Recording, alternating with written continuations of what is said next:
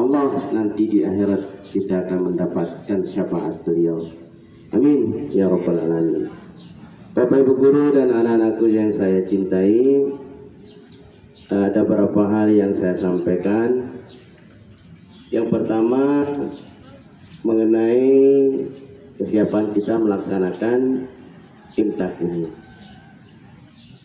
Ada syarat-syaratnya. Yang pertama kita memakai peci bagi yang lain. Tidak bawa kopiah, tidak bawa surat yasinnya atau buku saku, minimal dia bawa Quran, kita akan buat jamaah darurat di situ.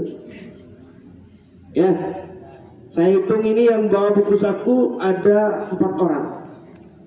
Ini baris pertama 1 orang, baris kedua menyusul, baris keempat karena baris ketiga dipegang saja dari tadi, tidak pernah dibaca. Saya mati dari pojok sana. Inti betik ini rokok poping blok sana. Allahu Akbar. Ini pembelajaran bagi kita semua anak-anak ya, supaya kamu dapat berkah dari pekerjaan ini, dari apa yang kita laksanakan ini. Ya, karena Allah memberikan rahmatnya di lingkungan kita ini, bukan di dekat-dekat sana. Ya, makanya saya imbau pada kita semua, pada Bapak Ibu guru juga, mari kita meraih berkah yang turun di sini. Jangan terlalu jauh. Ya, sebenarnya sama cerita panjang ini. Saya sedikit aja ceritanya. Pada zaman Rasulullah SAW, tatkala Rasulullah SAW memberikan tausiah, memberikan wejangan, memberikan ayat-ayat yang turun kepada sahabat itu, para sahabat berkumpul meraih tempat-tempat yang paling depan itu, berdesakan ingin meraih berkahnya ilmu yang disampaikan oleh Rasulullah SAW. Makanya dari itu kepada Bapak Ibu guru, saya mengajak pada kita semua, terutama saya guru PAI, saya sampaikan, saya mengingatkan, mari kita imtaknya di lapangan kalau memang dilaksanakan di lapangan, supaya kita tidak rugi. Saya mengajak supaya dapat pahala. Ya. Jadi ini saya hanya ingatkan anak-anaknya, pada kita semua juga, terutama juga yang perempuan. Ya.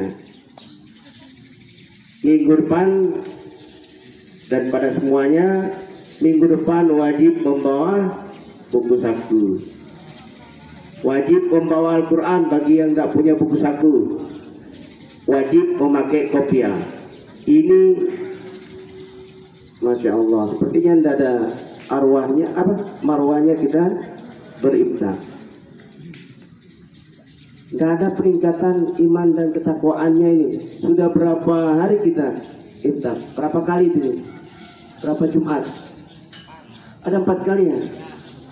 Sudah mau 1 bulan sudah mau berkali-kali diingatkan juga membawa buku saku itu.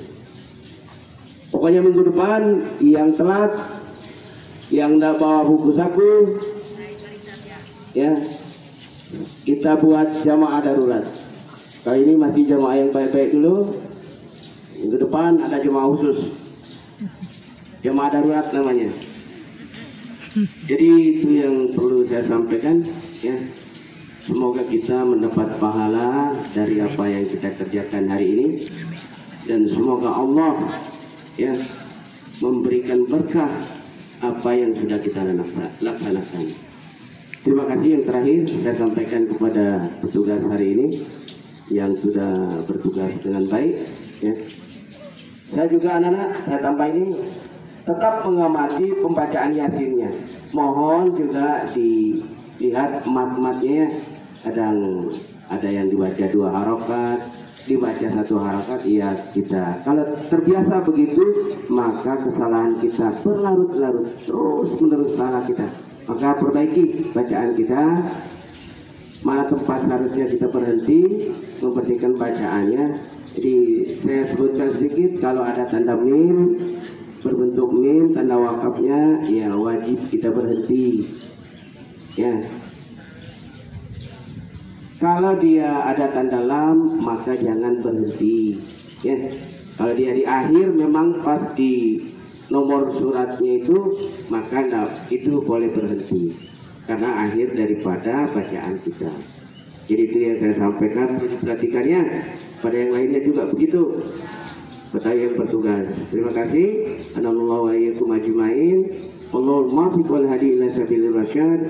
Assalamualaikum warahmatullahi wabarakatuh.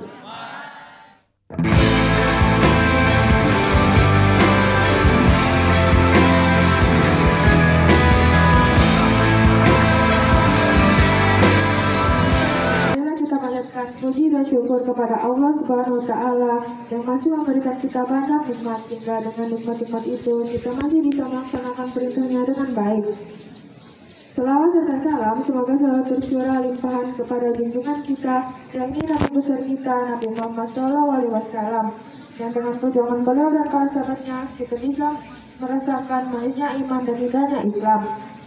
Hadirin yang dirahmati Allah, pada kesempatan berbahagia ini, saya akan menyampaikan ceramah agama tentang ikhlas. Mungkin semua orang telah tahu apa yang namanya ikhlas. Sering orang yang mengartikan ikhlas dengan melakukan sesuatu tanpa mengharapkan imbalan apa-apa.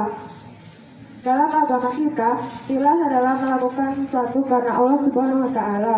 Ikhlas sendiri terdapat dalam praktek-praktek kehidupan kita sehari-hari. Contohnya, ikhlas dalam bekerja, ikhlas dalam beramal, ikhlas dalam beribadah, dan masih banyak lagi. Contohnya, apabila kita masukkan ke dalam konteks ibadah, ikhlas berarti melakukan ibadah karena Allah Subhanahu wa Ta'ala, bukan yang lain, bukan karena ingin dipuji, bukan karena ingin terasa soleh, tapi benar-benar semata-mata hanya karena Allah. Allah berfirman dalam surah Al-Bayyinah ayat 5 yang artinya, tidaklah diperintahkan kecuali untuk mengikhlaskan agama untuknya. Ayat di atas menerangkan kepada kita tentang pelaku ikhlas dalam beragama. Agama apabila tidak dilandasi dengan ikhlas dan jujur akan runyam dan seolah tak berbekas. Orang sibuk memikirkan diri sendiri tanpa sedikit pun menempatkan agama dalam prioritas hidupnya. Ikhlas menjadi penting untuk dipenuhi setiap amalan yang kita lakukan tidak sah di mata Allah apabila tidak tanpanya. Dalam hadis yang diriwayatkan oleh Imam Muslim dalam kitab Sahih Muslim, diceritakan tentang suatu perkara yang akan terjadi nanti pada hari akhir di hadapan Allah. Nanti di hadapan Allah ada seorang hamba yang ditanya oleh Allah, "Apa yang telah kamu lakukan di dunia, wahai hambaku?" Ia menjawab, "Saya berjuang dan berperang demi Engkau, ya Allah, sehingga saya mati syahid." Allah berkata, "Kamu berdusta, sebenarnya kamu berperang bukan karenaku, melainkan agar disebut sebagai orang berani. Kini kamu telah menyandang gelar tersebut." Kemudian Allah memerintahkan agar dia dicampakkan dan dilempar ke neraka. Kutipan di atas adalah contoh orang yang beribadah dengan tidak ikhlas dan mengharapkan selainnya. Kisah ini menjadi tambahan keras bagi kita yang masih sering beribadah atau melakukan sesuatu bukan karena Allah.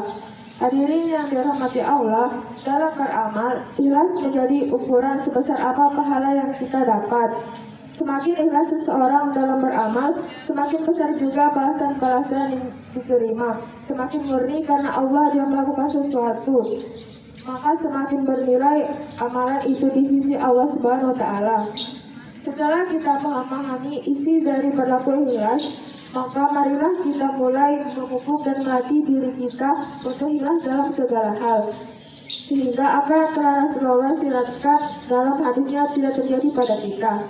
Mungkin sekian dari saya, semoga apa yang telah disampaikan bisa bermanfaat bagi kita semua. Terima kasih atas perhatiannya, mohon maaf apabila ada salah kata. Wabillahi taufiq wal hidayah. Wassalamualaikum warahmatullahi wabarakatuh.